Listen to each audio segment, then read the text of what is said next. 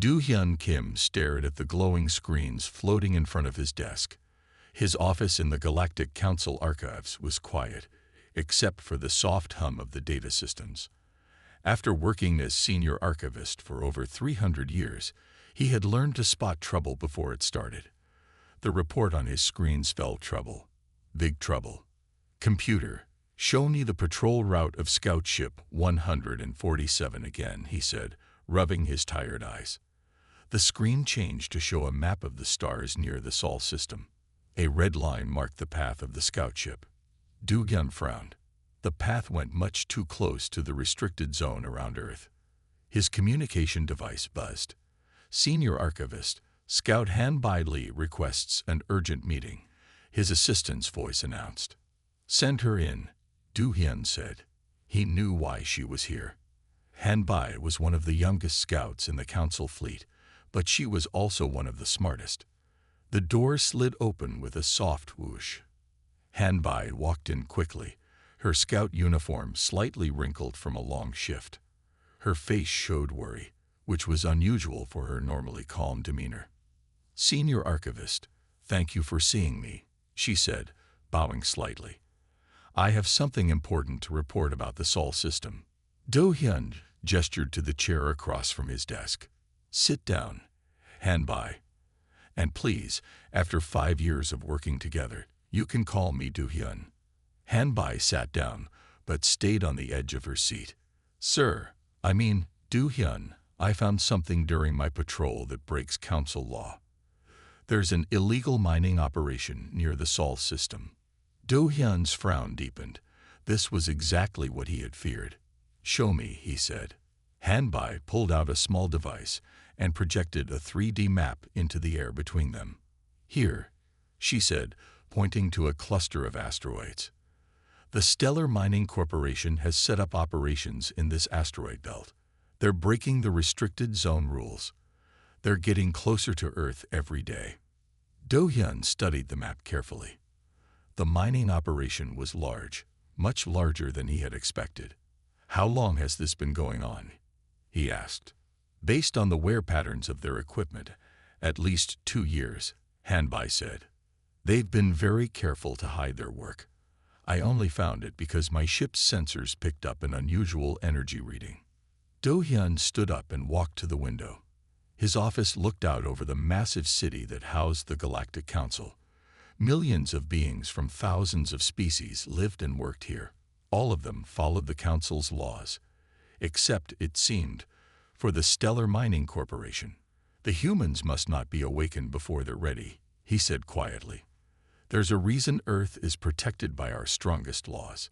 He turned back to Han-Bai. Do you know who runs this operation? Han-Bai nodded. Tai-1 Park. He's the CEO of Stellar Mining. He has a reputation for taking risks to make profit. Do-hyun walked back to his desk and pressed a button. A new screen appeared, showing information about Tai-1 Park. The businessman's record showed a pattern of pushing legal boundaries. But this was different. This was directly breaking the Council's most important law. We need proof, Do-hyun said. Clear proof that we can take to the Council. Can you get closer to the mining operation? Han-Bai straightened in her chair. Yes, but I'll need better scanning equipment. My scout ship's sensors aren't strong enough to get detailed readings from a safe distance. You'll have it, Do-hyun promised. I'll sign the authorization myself.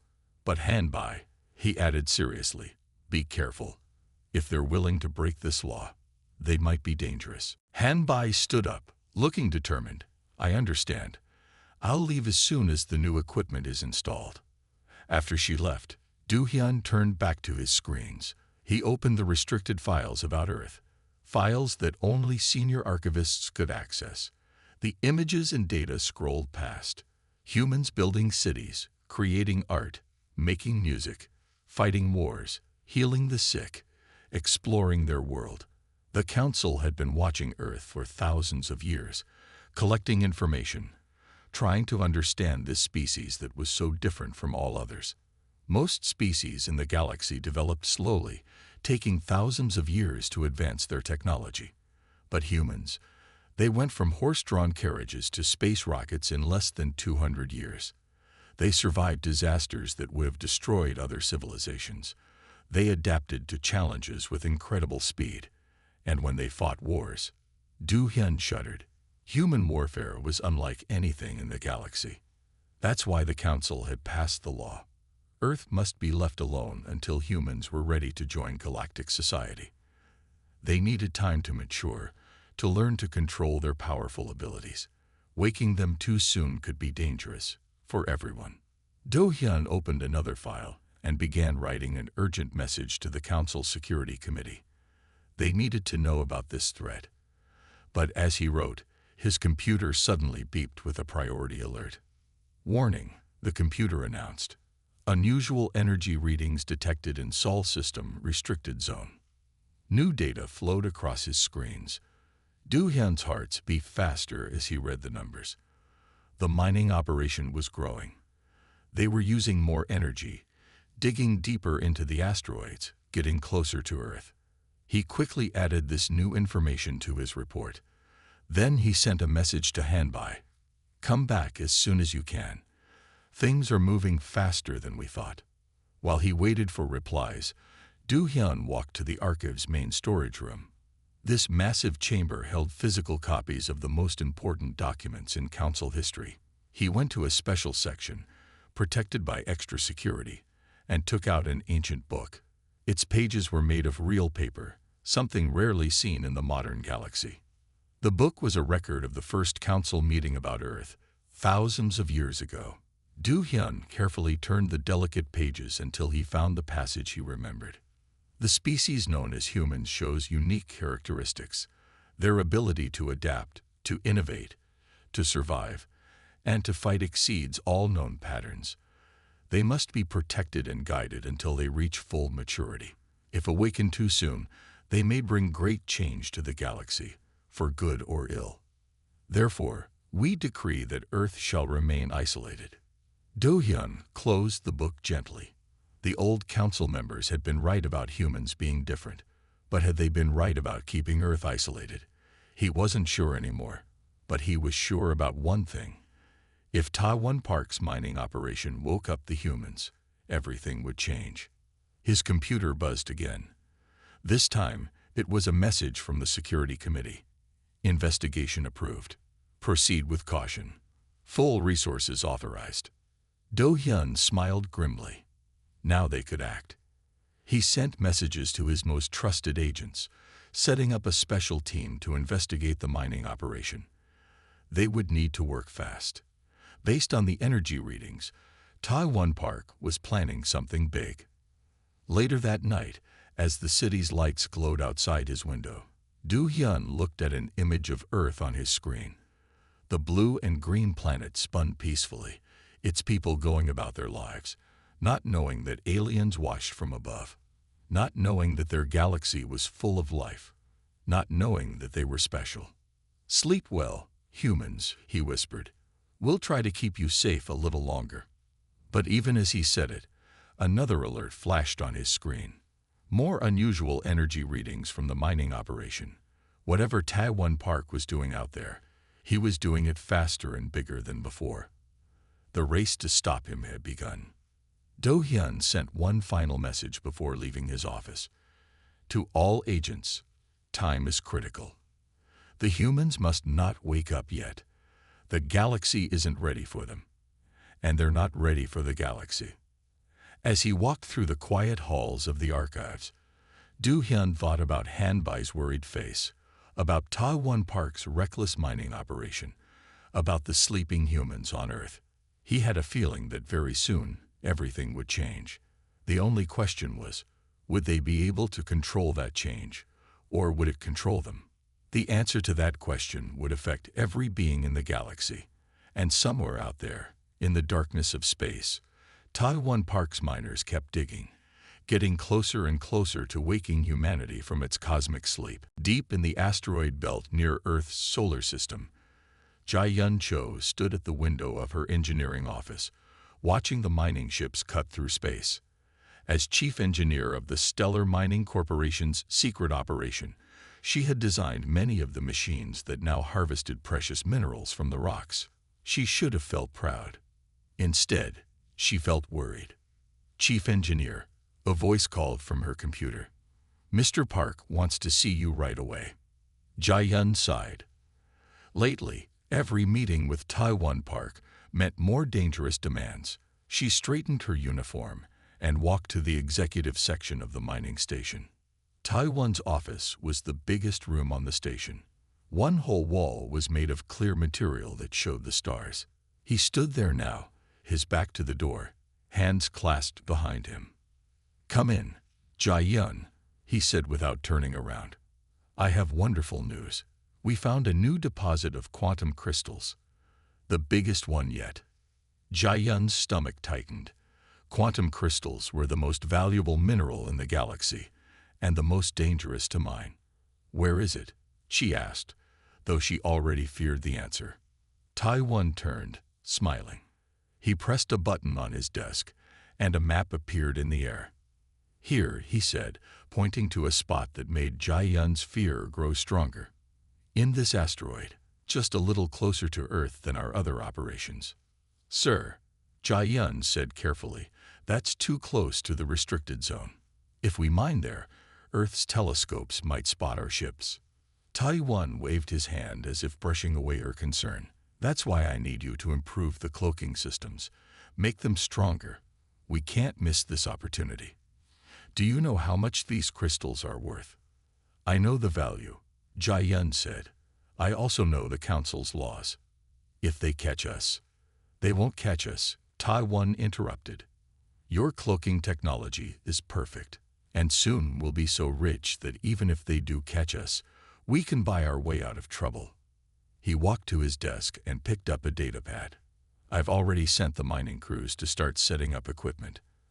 I need the improved cloaking systems ready in 3 days."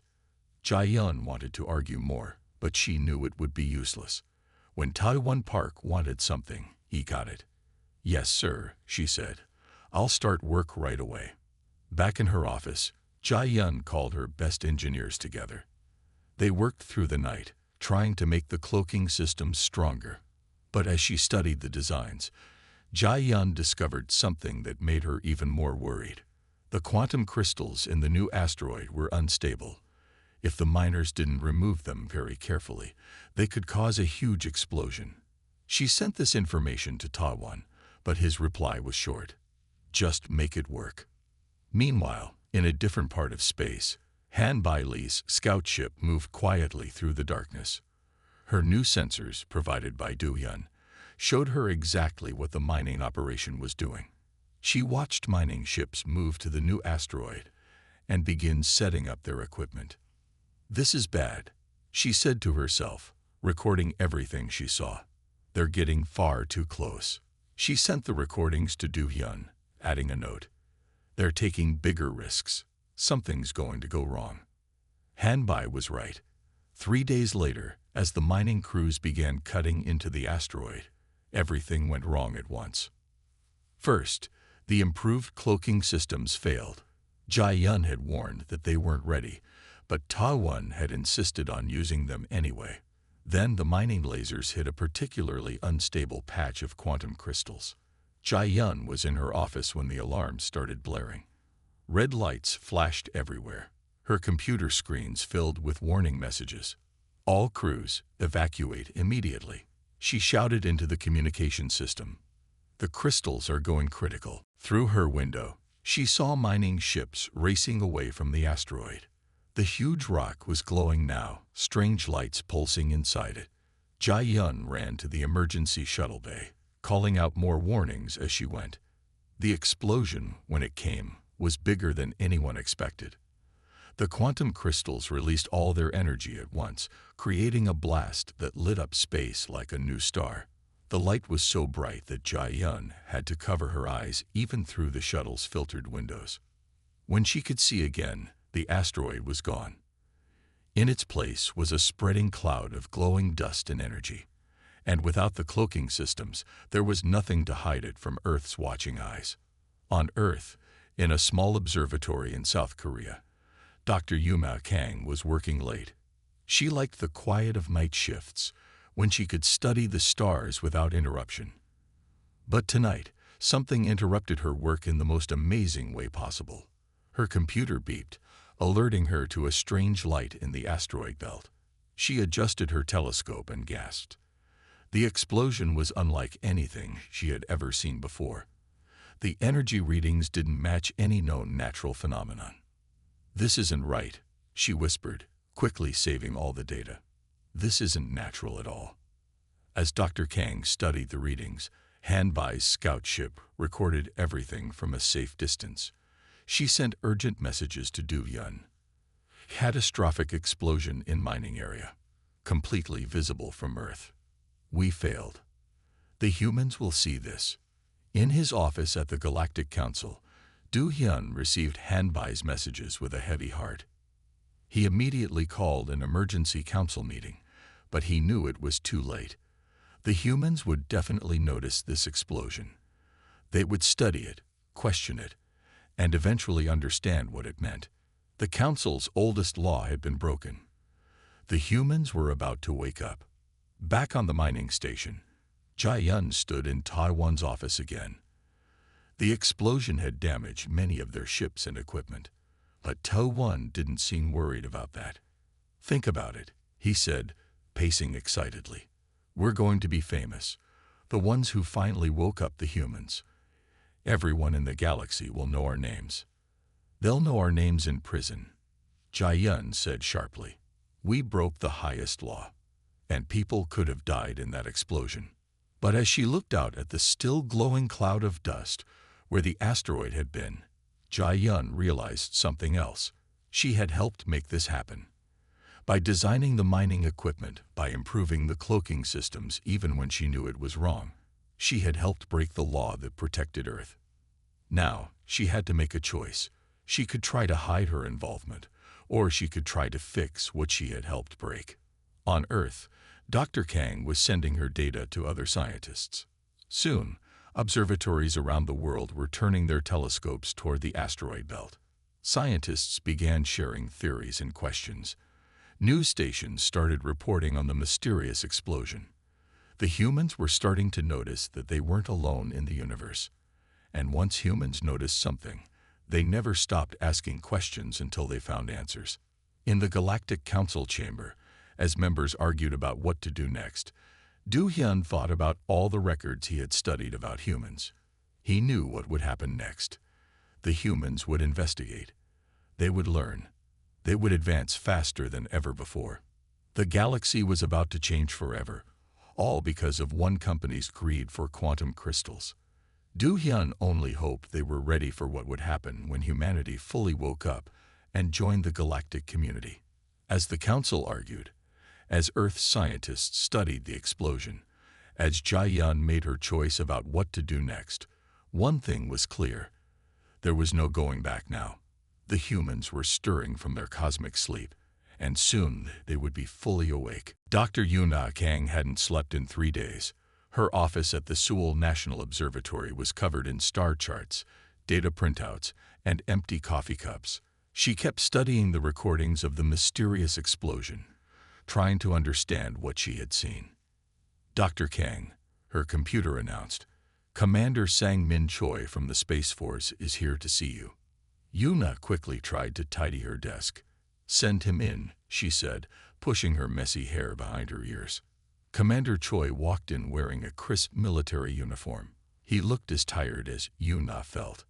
"Dr. Kang," he said, bowing slightly, "thank you for agreeing to meet with me. We need to talk about what you saw in the asteroid belt." "You've seen my report?" Yuna asked, pulling up her data on the main screen. "Yes," Sang-Min said, "and I've seen the reports from 12 other observatories around the world. They all show the same thing. That explosion wasn't natural." Yuna nodded. "The energy signature is completely unknown to our science. And look at this." She showed him a series of images. These were taken before the explosion. There are patterns in the asteroid belt that look like mining operations. Sang-Min studied the images carefully. "We're not alone," he said quietly. And whoever's out there has been working right next door to us. The question is, what do we do now? Yuna asked. Before Sang Min could answer, both their phones buzzed with urgent messages. Similar alerts were going off all around the world. Someone had leaked detailed pictures of the mining operation to every major news organization on Earth. In her office on the mining station, Jia Cho smiled grimly as she finished sending the last batch of data. She had made her choice. The humans deserved to know the truth. She had included technical specifications, sensor readings, and clear images of alien ships and technology. "Let's see Taiwan try to hide this," she muttered, sending one final package of information. This one to Earth's largest scientific organizations. It contained basic principles of faster-than-light travel and energy shield technology. On Earth, humanity's response to the revelation of alien life surprised everyone, especially the aliens themselves. Instead of panic, there was determination. Instead of fear, there was excitement. Within days, governments around the world began sharing information and resources. Old rivalries were set aside as humanity faced its biggest challenge yet, catching up with the rest of the galaxy. Commander Sang Min found himself leading a new international space program. Scientists and engineers from every nation worked together, studying the technical data that had mysteriously appeared in their computers. "It's like someone wants us to succeed," he said to Yuna one day, as they reviewed plans for Earth's first faster-than-light engine. Yuna nodded, looking at the elegant equations on her screen. "These designs, they're written in a way that matches perfectly with our current technology level, almost like they were made specifically to help us advance." She was right. Jia had carefully chosen which technologies to share, giving humanity the boost it needed without overwhelming them. Every week, she sent more data, always in a format that Earth's scientists could understand and use. In the Galactic Council, Du Hyun watched Earth's progress with amazement. "They're advancing faster than anyone thought possible," he told the council members. "They've already built working prototypes of technologies that took other species decades to develop." "Should we stop them?" one council member asked. "We can't," Du Hyun replied. "And I'm beginning to think we shouldn't. Look at how they've united. Look at how carefully they're proceeding. They're showing more wisdom than we expected." Han Bai, who had been monitoring Earth closely, agreed. "They're not being reckless," she reported. "They're testing everything thoroughly. They're thinking about safety and consequences. They're proving they're ready." Meanwhile, Taiwan Park was furious. His mining operation was shut down, his company was under investigation, and worst of all, someone was helping the humans advance. "Find out who's leaking our technology," he shouted at his security team. But Jia had been careful.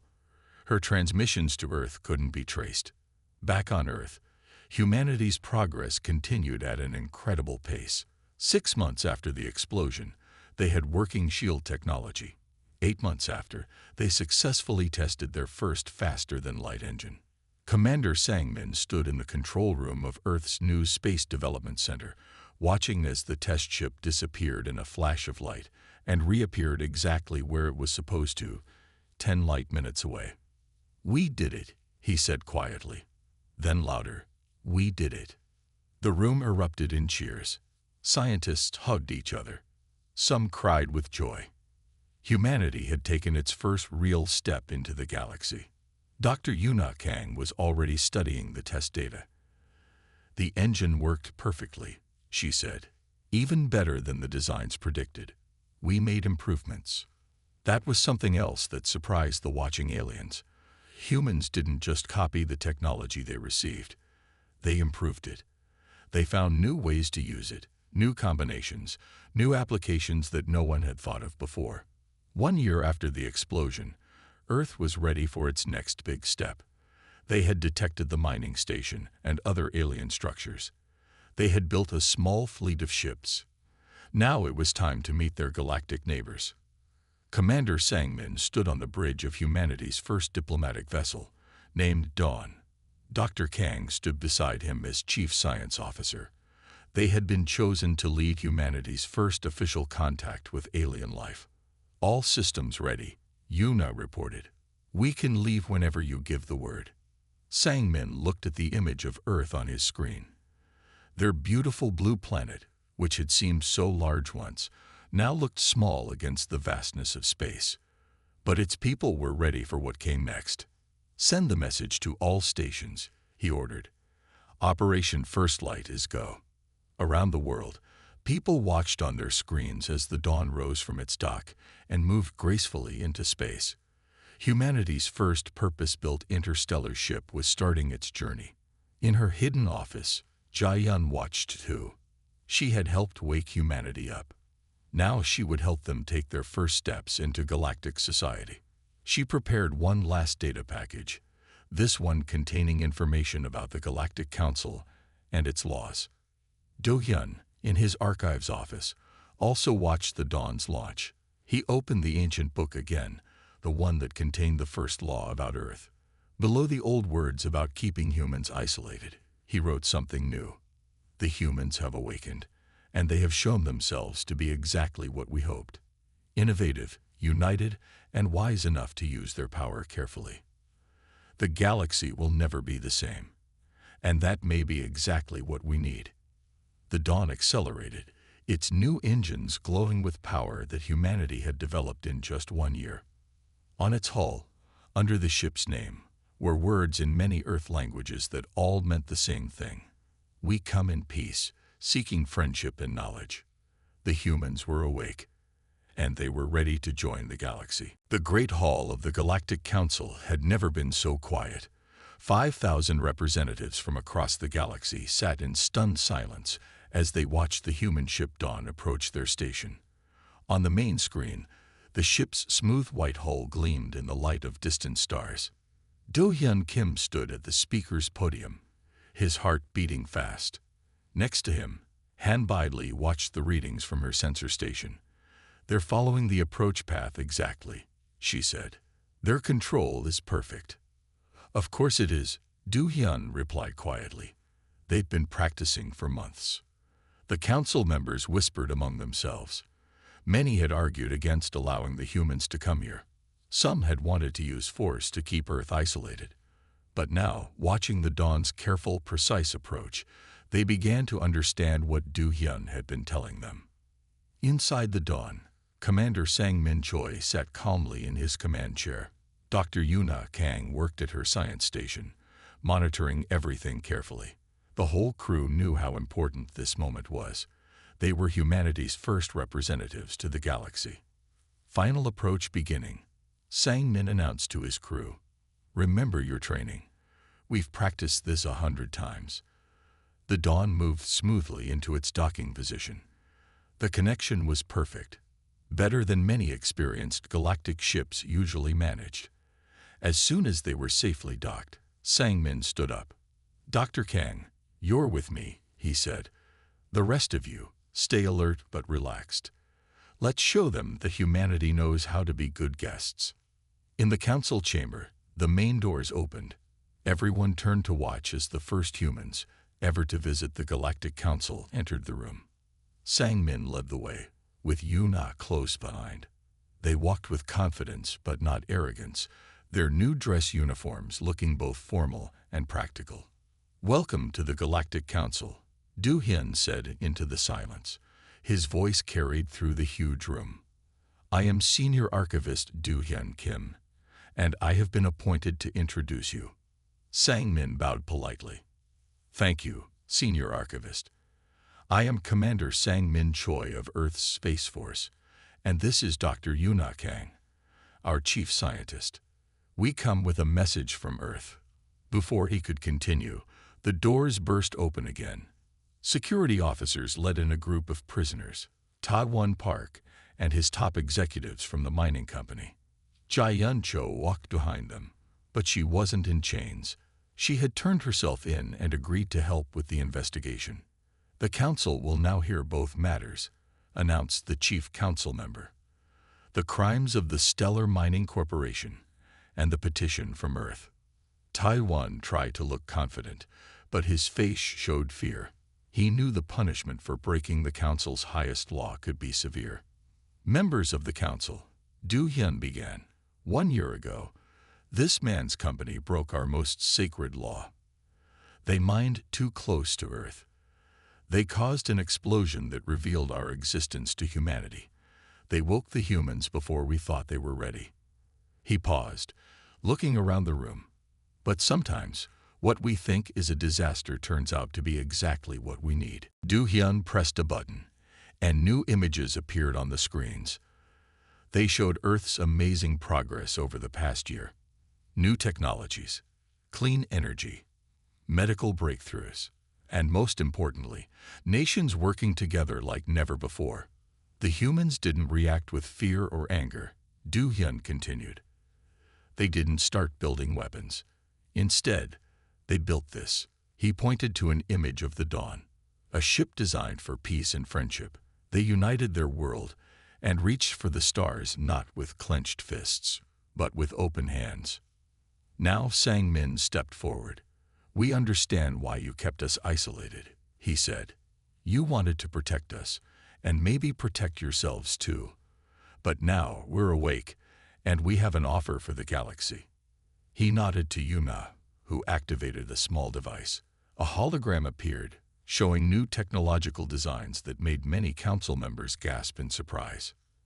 In 1 year, Yuna explained, we didn't just copy the technology that was shared with us. We improved it. We found new ways to use it, and we want to share these improvements with everyone. Impossible, one council member said. No species could advance so quickly. Jae-yun stood up from her seat.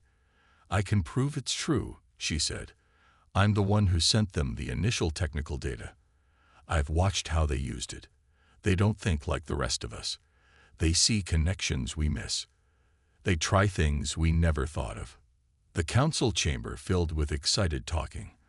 The humans had brought designs for more efficient engines, better shield systems, and new medical technologies. They were offering to share everything freely. But we have one condition, Sang-min said firmly. The room got quiet again. The law isolating Earth must be changed, not just for us, but for all developing worlds. No more keeping species in the dark. Share knowledge freely. Let everyone advance at their own pace. Do Hyun smiled. He walked to his office quickly and returned with the ancient book of council laws. There's something you should all know, he said, something in our oldest records. He opened the book and began to read. When humanity reaches the stars, they will bring change. This is not to be feared, but welcomed, for they will see the galaxy with new eyes and help us all grow stronger together. You knew. Taiwan asked in surprise. You knew they were supposed to wake up. The earliest council members knew humanity was special, Du Hyun explained. They didn't isolate Earth to hold humans back, but to protect them until they were ready to help leave the galaxy. And now, thanks to your mistake, we can all see that they are ready. The council voted that day to accept Earth's offer. Taiwan and his executives were punished, but not severely. As Sang-min said, their crime had accidentally helped everyone. Jae-yun was praised for helping humanity advance responsibly. She became Earth's first technical advisor to the council, helping to share knowledge between humans and other species. 1 month later, Du Hyun stood at his office window, watching ships come and go from Earth. Human innovations were already spreading through the galaxy, making life better for everyone. Their creativity and new ways of thinking were helping solve problems that had troubled the galaxy for centuries. Han Bai joined him at the window. Did you really know all along that this would happen? She asked. Do Hyun smiled. I knew humanity was special, he said, but they still surprised me. They surprised everyone. And I think they'll keep surprising us for a long time to come. In her lab on Earth, Yuna worked with scientists from a dozen different species, sharing ideas and making new discoveries. On the dawn, Sang-min prepared for another diplomatic mission, helping more isolated worlds join the galactic community. The universe had changed forever. The humans were awake, And they were doing exactly what the ancient council members had hoped they would do, making the galaxy a better place for everyone. As Du Hyun wrote in his final report, the humans didn't just wake up. They helped wake up the entire galaxy to new possibilities. And this is just the beginning.